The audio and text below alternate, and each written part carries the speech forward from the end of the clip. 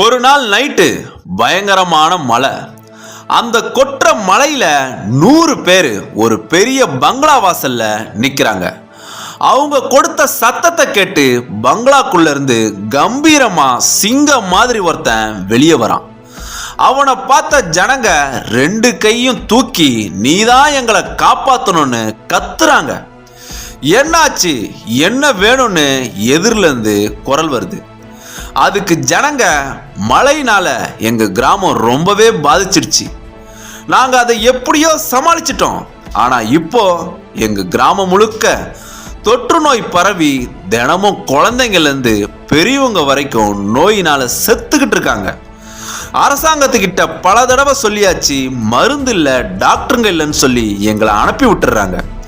கடைசியா உன்னை தேடி வந்திருக்கோம், நீதான் எங்களை காப்பாத்தணும். நீயும் எங்களை கைவிட்டுட்டினா எங்க கிராமமே தொற்று நோய்க்கு அழிஞ்சு போயிடும்னு சொல்லி கதறி அழுகுறாங்க. எல்லாத்தையும் அமைதியா கேட்ட அவன், நீங்க போங்க, நாளைக்கு நான் உங்க கிராமத்துக்கு வந்து என்னன்னு பாக்குறேன்னு சொல்லிட்டு உடனே பங்களாக்குள்ள போயிடுறான். அடுத்த நாள் விடியுது. பகல் 12 மணி இருக்கும். ஒரு ஓப்பன் ஜீப்ல அவன் அந்த கிராமத்துக்குள்ள நுழையிறான். அங்க பார்த்தா கிட்டத்தட்ட ஒரு 20-25 டென்ட் போடப்பட்டிருக்கு, ஒரு 10 ஆம்புலன்ஸ் இருக்கு, பல லட்சக்கணக்கான ரூபாய் மதிப்புள்ள மருந்துங்க இறக்கி வைக்கப்பட்டிருக்கு. டாக்டருங்களும் நர்ஸுங்களும் ஓடி ஓடி ஜனங்களை கவனிக்கிறாங்க. அந்த இடமே ஒரு பெரிய மருத்துவ முகாம் மாதிரி நடந்துகிட்டு இருக்கு.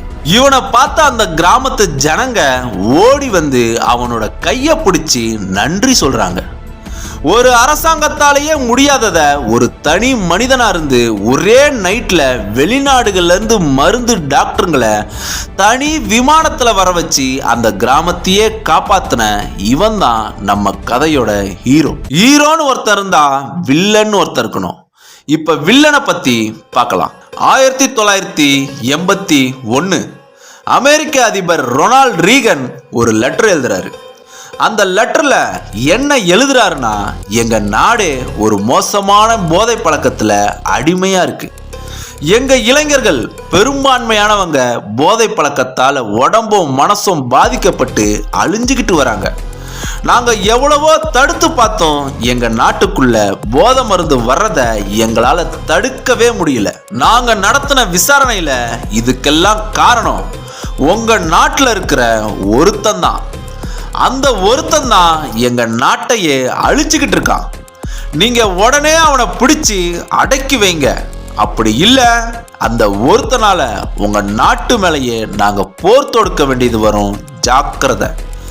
ஒரு தனி மனிதனா ஒரு நாட்டு மேலேயே போர் தொடுக்கிற அளவுக்கு அமெரிக்காவையே சதற வச்ச அந்த ஒருத்தன் தான் இந்த கதையோட வில்லன். அந்த ஹீரோவையும் வில்லனையும் சேர்ந்து நாம பார்க்க போறது தான் இந்த கதை. இப்ப அந்த ஹீரோவோட பேரையும் வில்லனோட பேரையும் பார்க்கலாம். அந்த ஹீரோக்கும் வில்லனுக்கும் ஒரே பேர் தான். கஷ்டப்படுற ஏழைங்களுக்கு ஹீரோ, பல நாடுகளுக்கு கொடூரமான வில்லன். நம்பர் 1 கடத்தல்காரன், டாப் 10 உலக பணக்காரன், சமூக சேவகன், மாஃபியா டான், அரசியல்வாதி, சிறந்த ஃபுட்பால் ரசிகன், நல்ல தகப்பன், ஏழைகளின் கடவுள், நவீன ராபின்வுட், கொடூர கொலைகாரன், உலகை அதிர வைத்த கேங்ஸ்டர், கடத்தல் மன்னன், பாப்லோ எமிலோ எஸ்கோபர் கதை, த பாஸ் ஸ்டோரி விரைவில்.